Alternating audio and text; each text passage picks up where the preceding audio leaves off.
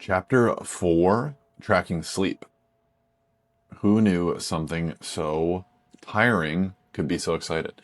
So sleep is one of the most underappreciated factors when it comes to body composition and performance. Fact. Even if nutrition and training are dialed in, poor sleep can quietly sabotage progress via shifts in hunger hormones, increased cravings, and poor recovery. The solution is to measure your sleep consistently, gaining clarity on behavior patterns that either help or hurt you.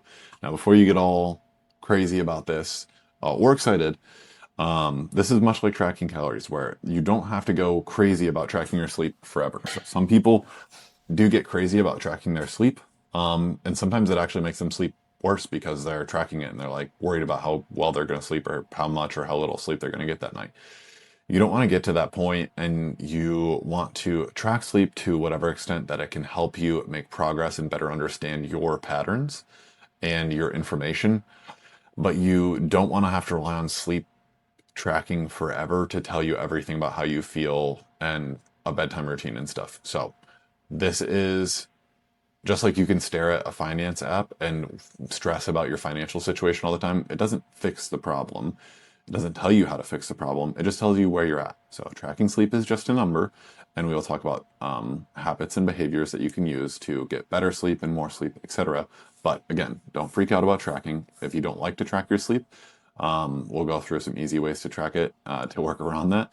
But there's lots of ways to do it. It does not have to be stressful. So don't get worried about this being obsessive or whatever. It's just to give you awareness about what you're currently doing. You sleep every night. You just want to know how much you're sleeping and if it's good sleep or not.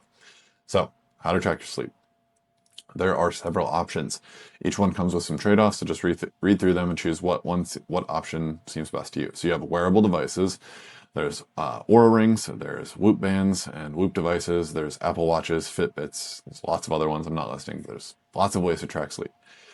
The strength of wearables is that they are passive, more or less. So you don't have to do anything but wear the device. The data includes total sleep, stages, heart rate variability, and movement throughout the night. You know, if you woke up, went pee, whatever. So over time, the trends can guide decisions on when to push harder or prioritize recovery. Some limitations. Devices can be expensive, especially those with subscriptions, and accuracy can vary. So sometimes you pay a little more for a sleep tracker, but there are times when the $20 and $30 ones really do suck, and they just could have just bought nothing instead.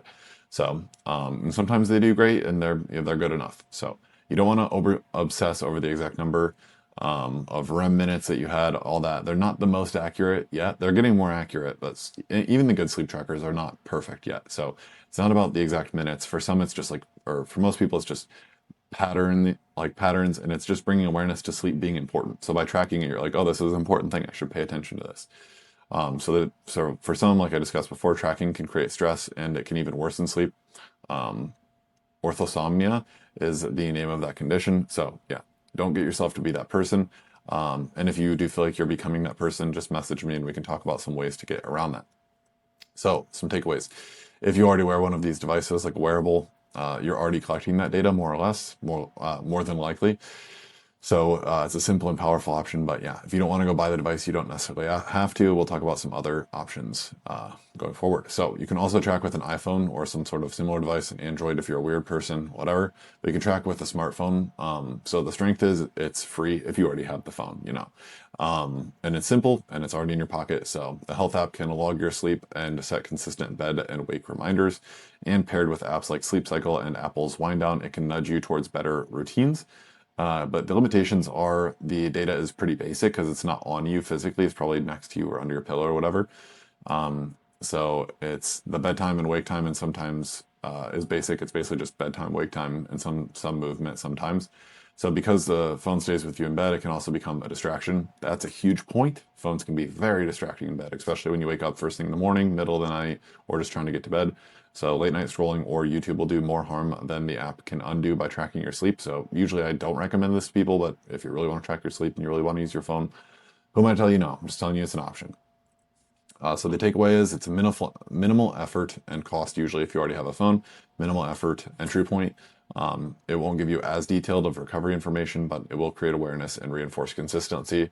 So it's better than nothing, especially if you're just starting out. So this one, Number three is sleep journaling, which you can do in tandem with the first two, or you can do it by itself, but it builds awareness and mindfulness around sleep. It can be used in tandem with the first two options, as I discussed above.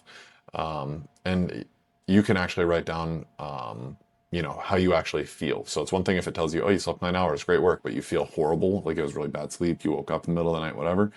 So you can start to log both objective data, which is the actual numbers of how you slept, and subjective data. Subjective data is like how you actually felt, how rested you feel, how clear you feel mentally, how ready you are for your day, etc. So you can log both of those and compare and contrast and see if the actual objective numbers are correct. So this makes it easier to connect sleep with your energy, cravings, mood, and performance. And over time, patterns can emerge that no device can clearly tell you or measure. So some limitations is that it requires effort and honesty. So if you lie about your metrics and how you're feeling, etc., it's not going to help you out. You probably do need to write it down pretty much daily in order to be consistent and have good data to go off of.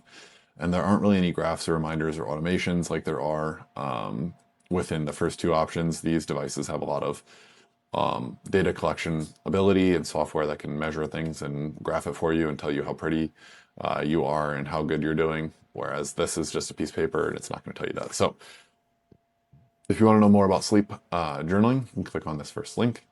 Walk you right through how to sleep journal.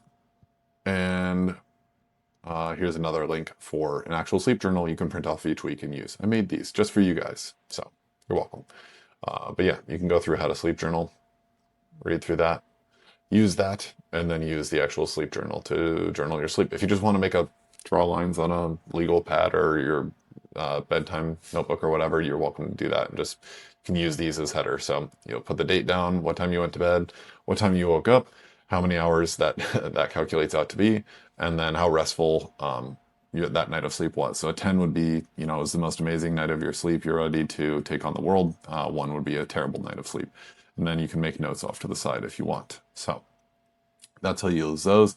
But the bottom line with sleep is it's not to perfect your sleep stages or get the most out of every single sleep stage. I mean, it kind of is, but it's not. It's just to notice how your sleep quality is right now and how it drives your ability to perform and stay consistent with your diet over time. So once your recovery is accounted for, aka sleep, the next variable you can measure is your daily movement.